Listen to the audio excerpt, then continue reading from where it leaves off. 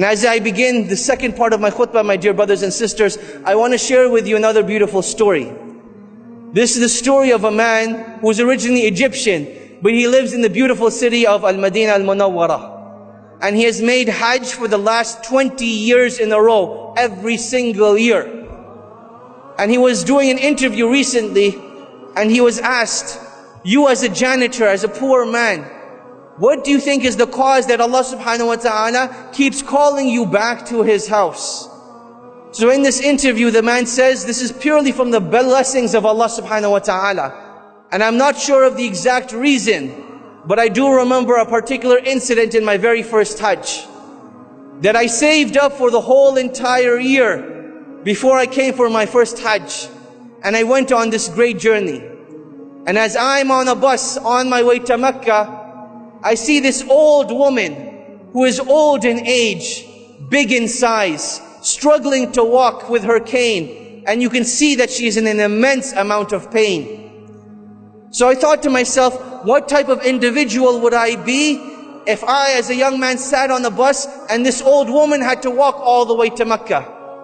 So while we were stuck in traffic, I got off the bus and I went to this woman and I said, oh my dear mother, I ask you by Allah that please take my seat and I will walk in your place instead.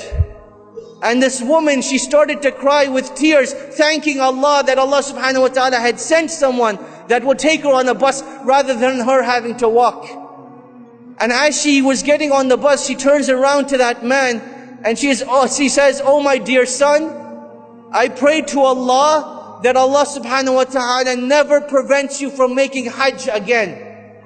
And he says, Allah knows best, but I believe that was the cause that each and every single year, Allah subhanahu wa ta'ala sends someone knocking on my door that requests my help in going for Hajj. Or they request my company, or they say, I want to take you to Hajj for free. And each and every single year for the last 20 years, this is what has happened. My dear brothers and sisters, when we make dua to Allah subhanahu wa ta'ala, we need to remember that nothing is impossible for Allah subhanahu wa ta'ala. Ibrahim alayhi salam, he was thrown into the fire, and Allah subhanahu wa ta'ala told the fire to be cool and peaceful. Maryam, the mother of Isa, Allah subhanahu wa ta'ala granted her a miraculous birth, even though it was not humanly or physically possible. Isa alayhi salam was born speaking in his cradle. Yunus alayhi salam was devoured whole by a whale and taken to the bottom of the ocean. And when he called out to Allah, Allah subhanahu wa ta'ala was there to protect him and grant him that which he desires.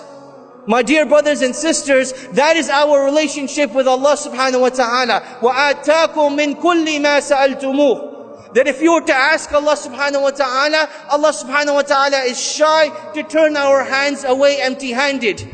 Rather, we are the ones that fall deficient. That Allah subhanahu wa ta'ala has given us this great blessing, yet we do not take advantage of it.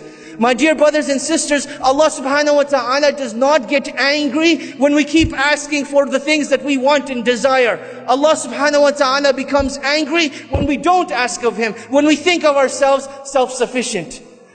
My dear brothers and sisters, Allah subhanahu wa ta'ala has legislated this act of dua as our relationship with Allah subhanahu wa ta'ala.